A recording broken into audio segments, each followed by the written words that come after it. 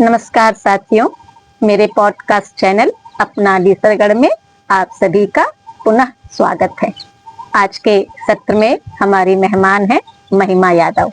बहुत खुशमिजाज युवती हैं और इन्हीं के लिए एक पंक्ति मैंने तैयार की है, उसे सुनाकर आगे बढ़ते हैं। जिंदगी का यही फसाना है, हंसना और हंसाना है। महिमा, कैसी हैं आप? मैं ठीक हूँ। बढ़िया। आप कैसे हैं? मैं भी बहुत अच्छी हूँ और मैं अपने विद्यार्थियों को देख के पता नहीं मुझे बहुत अच्छा लगता है। ये बात मैं पहले भी कह चुकी हूँ पर मैं बार बार कहूंगी। आप हमारे विद्यालय से कब पास आउट हुई? 2014 में 12 करके निकली थी ना? हाँ। फिर आगे की पढ़ाई लिखाई? आगे की पढ़ाई लिखाई झारखंड से हुई है, निरसा कॉलेज। निरसा कॉलेज। क्या किया आगे? History honours. History honours. अभी क्या कर रही हैं? अभी फिलहाल एक जॉब कर रही हूँ छोटी सी, नितुरिया ब्लॉक में। नितुरिया ब्लॉक में। तो हमेशा तो डीडीओ सर, एसटीओ सर, इन सबसे हमेशा मुलाकात होती रहती होगी ना? हाँ, हमेशा। और कोई ना कोई कार्यक्रम तो वहाँ लोगों की भीड़ लगा ही रहता है। हमेशा होगी। आप तो कई बार हमारे विद्यालय में द्वारे सरकार के कैंप में भी आई हैं। तो कैसा लगा ये सब काम करके? इसमें क्या परेशानियां आ रही थी या फिर आप लोग कितना दे पा रहे थे? इस बारे में आपका अनुभव कैसा है? परेशानियों का कुछ नहीं है, बट अलग ही अनुभव है इस काम का भी। इससे आप ज्यादा से ज्यादा जनता से कनेक्ट होते हैं। आपको पता चलता है कि एक्चुअली रूरल एरियाज में क्या प्रॉब्लम है लोगों की। किसी को कुछ प्रॉब्लम है, किसी को कुछ है, तो उनके समाधान करने ही उद्देश्य है। हाँ। तो अभी फिर से लगने वाला है क्या? अभी हाल फिलहाल में हुआ था।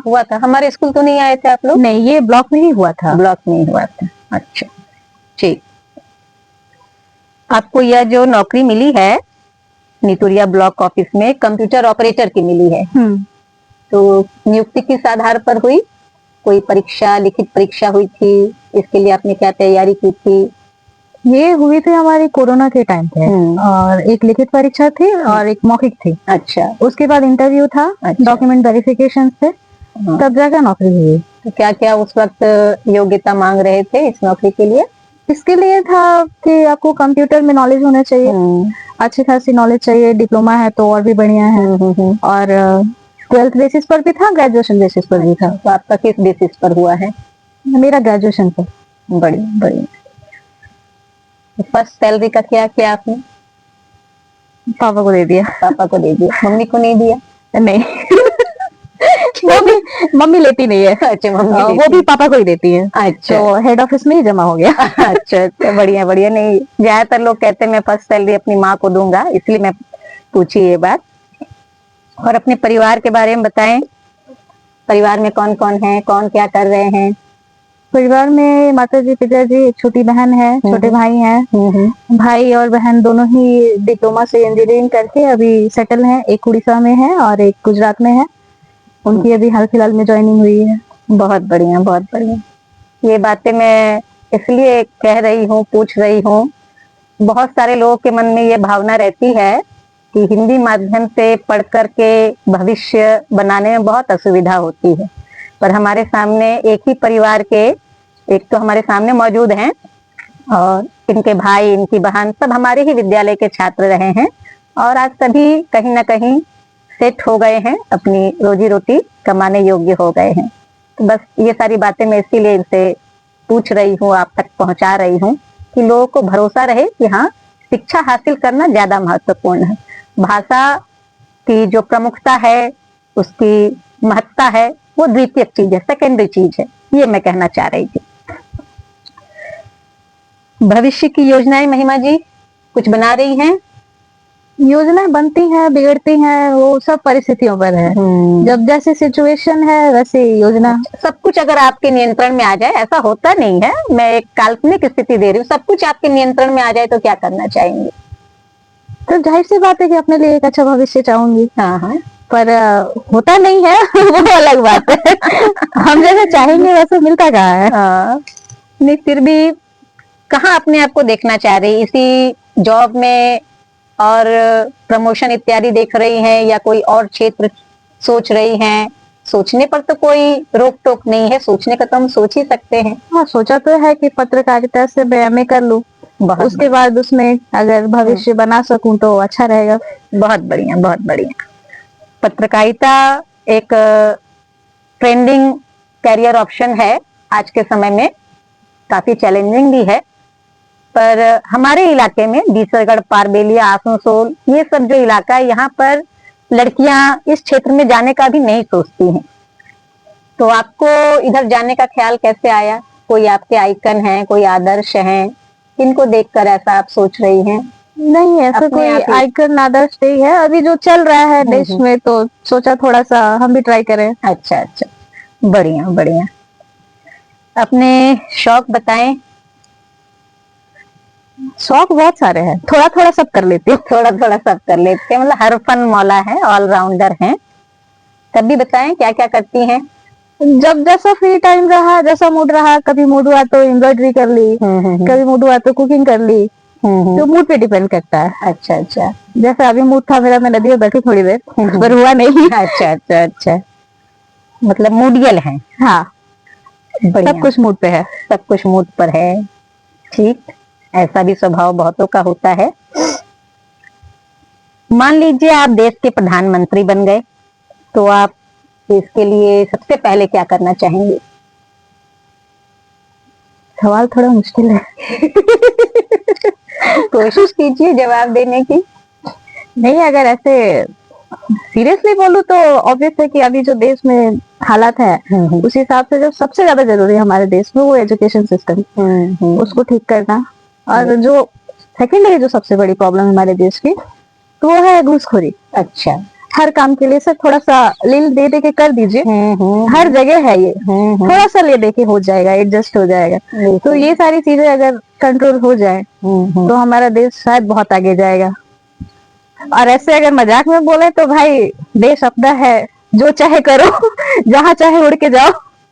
जी जी जी। दोनों विषय उपेक्षित विषय रहे हैं निश्चित तौर पर, शिक्षा और भ्रष्टाचार। इन पर हम लोग बात करना भी अब बंद कर दिए हैं। ऐसा मान लिया है कि ये लाइलाज बीमारियां हैं, इन पर अब हम बात करना पसंद नहीं करते हैं। पर युवा पीढ़ी जरूर चाहती है कि ये दोनों ही समस्याओं का समाधान हो, गुणवत्तापूर्ण हमें शिक्षा मिले और भ्रष्टाचार बंद हो। और यदि आप पंचायत प्रधान बन जाएं तब क्या करना चाहेंगे? पहले अपने लिए एक अच्छा सा बिल्डिंग बनवाना है। बहुत बढ़िया, बहुत बढ़िया। तो ये सदियों से चलता आ रहा है। अच्छा अच्छा अच्छा, तो ये आप व्यंग में कर रही हैं ना, कह रही हैं ना, सच में ऐसा ही इरादा है? नहीं, अब ये जनता डिसाइड करे। अच्छा अच्छा अच्छा, सही कहा है, डिकोडिंग का काम आप पर छोड़ दिया गया है। देखिए आप क्या कैसे डिकोड करते हैं। आगे की शिक्षा का तो पता चल गया कि आप पत्रकारिता करना चाहती हैं, बहुत बढ़िया। और आप डिजिटल क्रिएटर भी हैं। हाँ, कभी कभी शौक है, वो भी एक शौक है। तो किस तरह का आप कंटेंट बना रही हैं? ऐसे कोई कंटेंट नहीं है मेरा। कभी ऑफिस वालों के साथ, जो मेरे जो कलीग्स है, अच्छा, फ्री टाइम में रील्स बना लिया, रील बना लेते हैं, बस वही। बहुत बढ़िया। गाना नहीं गाती हैं? नहीं, अगर मैं गाना गाने लगी तो फिर आप भाग जाएंगे यहाँ से। अच्छा अच्छा, बैठ नहीं पाएंगे आप। मैं भी उसी श्रेणी की गायिका हूँ, पर गा लेती हूँ, जब इच्छा होती गा लेती हूँ। अकेले गाना पड़ता है हम कोई जैसों को। दिक्कत नहीं है, आप गा सकती हैं, हम लोग नहीं भागेंगे। मैं चाह रही थी आप एक भोजपुरी गाना सुना देती, आपकी तो बोली भोजपुरी है ना। तो अभी मैं जो गीत गाने जा रही हूँ वो शारदा सिन्हा जी का है। गीत के बोल ऐसे हैं कि अमवा महुआ के झूमे डरिया, अमवा महुआ के झूमे डरिया, तनी ताकना बलमुआ हमार ओरिया, तनी ताकना बलमुआ हमार ओरिया। अमवा मोजर भैले महुआ को चाई गईले, अमवा मोजर भैले महुआ को चाई गईले, अमवा रसवा से भरी गईले फूल डरिया, ए जी रसवा से भरी गईले फूल डरिया, तनी ताकना बलमुआ हमार ओरिया। इस गाने से तो मेरी एक याद ताजा हो गई। हिंदी दिवस के अवसर पर हिंदी भवन में कई साल पहले कार्यक्रम हुआ था। तो हिंदी दिवस पर जितने भी कार्यक्रम होते थे उसमें एक कार्यक्रम रहता था लोकगीत का। तो हमारे छात्राओं ने इस गाने को वहां गाया था। तो आपके इस गीत से मुझे वो एक याद आ गई। बहुत बहुत धन्यवाद महिमा जी। बढ़िया बढ़िया। तो महिमा जी, आपसे बात करके हमें बड़ा आनंद आया। आपने हमें समय दिया, इसके लिए बहुत बहुत धन्यवाद।